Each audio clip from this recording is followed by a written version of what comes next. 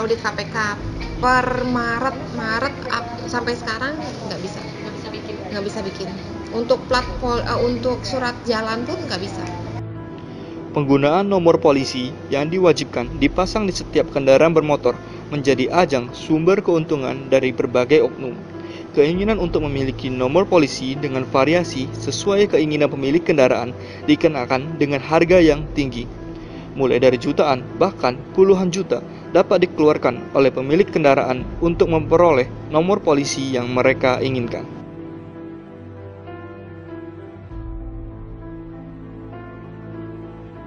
Plat nomornya B21FDY. Itu ada artinya nggak sih nomor plat lo gitu? Kalau 21 ulang tahun sih. 21 ulang tahun sama FDY-nya karena nama feminya. Kira-kira Feby tahu nggak berapa biaya yang dikenain buat plat cantik? Waktu kemarin sih buat nambah plat cantiknya lagi kurang lebih 4 jutaan. 4 juta. Terus gimana Feby pesannya sama siapa gitu? Diurusin sama orang mobil. Orang mobil. Jadi Feby beli mobil. Belinya on the road. Jadi Andre kan orang mobilan ngurus-ngurusin gitu kan. Dan kalau ngurusinnya gitu kan dapat sih emang yang acak, cuman pesan buat yang nomor cantik. Nah, pesan itu yang 4 juta. Kira-kira Feby tahu nggak berapa lama proses jadi dari awal sampai jadi? Kemarin sih nunggu 2 bulan baru ada nomornya. Kenapa berniat membuat plat cantik? Kenapa? Biar sama aja sama yang lainnya, sama mobil yang lainnya gitu. Oh, jadi yang lainnya juga pakai plat cantik? Ada berapa ya? Ada dua. Ada dua.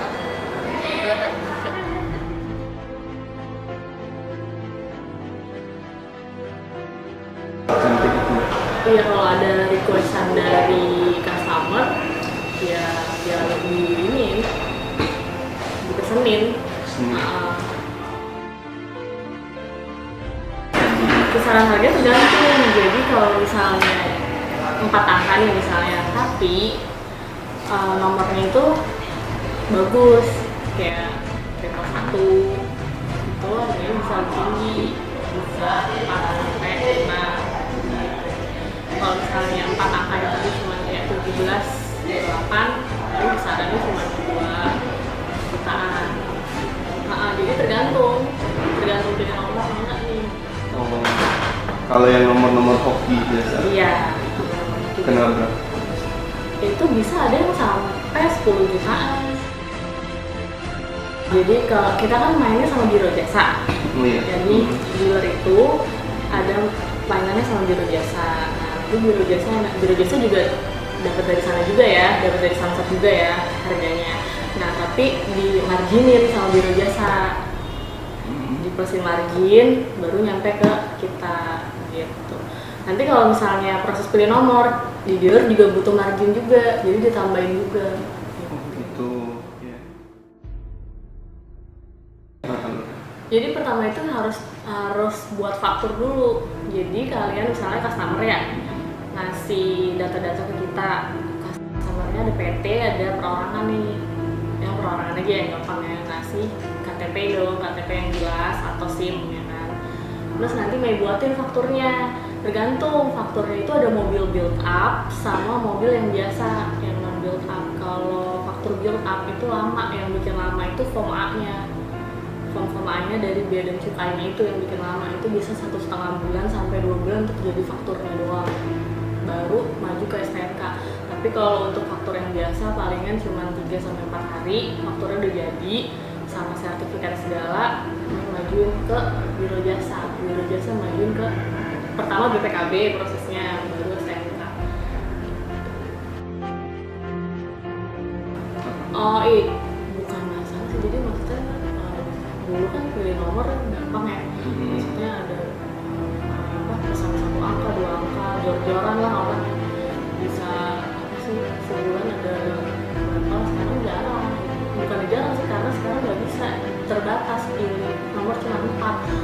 Alasan di sananya kalau ditanyain masih ada KPK gitu, di Samsat alasannya gitu. Jadi diawasin banget. Kasir-kasir STNK di Samsat tuh katanya sih dijagain, dihargain gitu, jadi dia nggak bisa.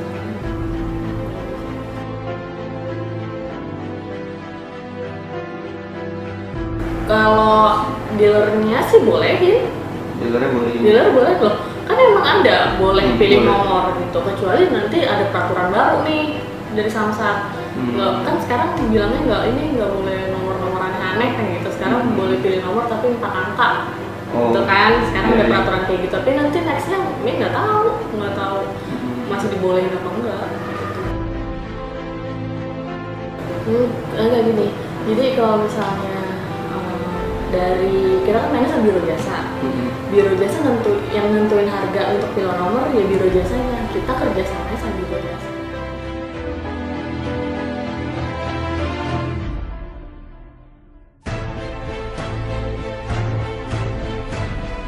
Kan kita mau gitu. Ada sih bisa, cuma dia nunggunya lama. Nunggunya Ya, lama. itu jadi kadang kan tergantung dari nomornya juga. Dia pengen nomornya kadang nomornya yang dipilih sama dia itu belum tentu bisa keluar sekarang gitu kan. Pernah ada sekali di sini dia sampai 3 bulan baru nomor dia keluar. Oh, nggak bisa cepat gitu ya? Enggak, soalnya kadang dia kan ngikutin urutan dari sananya. Oh, tapi memang maksudnya bisa ya kalau nomor, Bisa.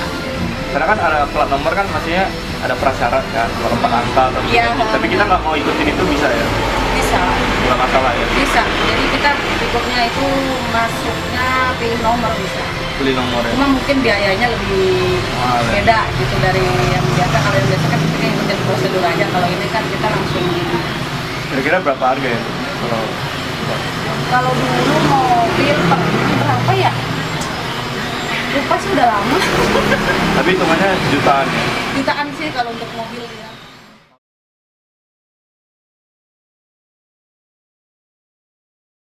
Fenomena pembelian plat nomor cantik, apa ada dasar hukumnya? Ada di peraturan pemerintah.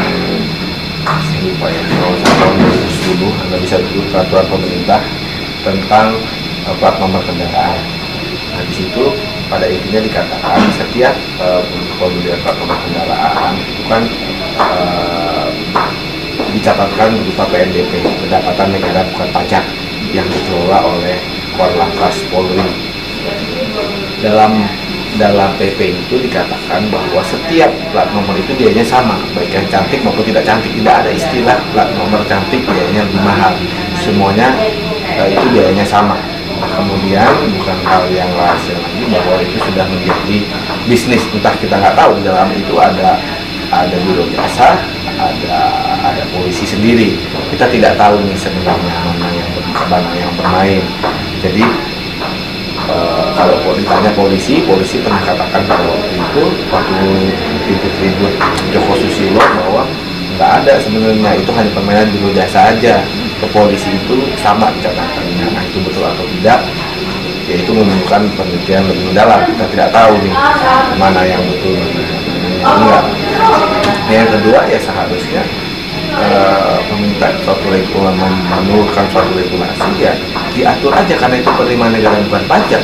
Untuk orang-orang yang merasa punya uang lebih dan ingin membeli plat nomor khusus, itu kan nggak masalah, itu kan hal yang biasa. Kalau Anda lihat di Amerika, di Australia, itu Anda bisa beli, tapi ada harganya. Jadi ada range-nya, ada harganya, sehingga semuanya transparan. Ini kan menjadi bisnis dan menjadi kemudian karena semuanya tidak transparan. Tapi kalau kita bicara payung hukum, nggak ada bedanya. Secara PNBP, secara penerimaan negara bukan pajak, itu kan yang Anda bayar kan pajak jalan, ada pajak daerah, ada BBN, ya balik nama, itu kira-kira.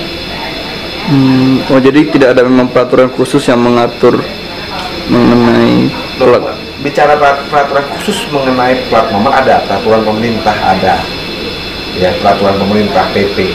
Tetapi kalau yang Anda maksud peraturan khusus, misalnya harga nomor B1 XXX 10 juta, B8 ABC 15 juta, nggak ada.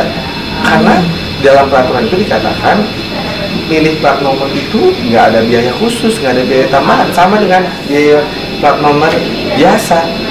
Nah kemudian inilah karena aturan seperti ini, tapi ini menjadi komoditi baik oleh biro jasa, ya biro jasa pengurusan, karena hubungan dealer dan juga dengan polisi itu sendiri.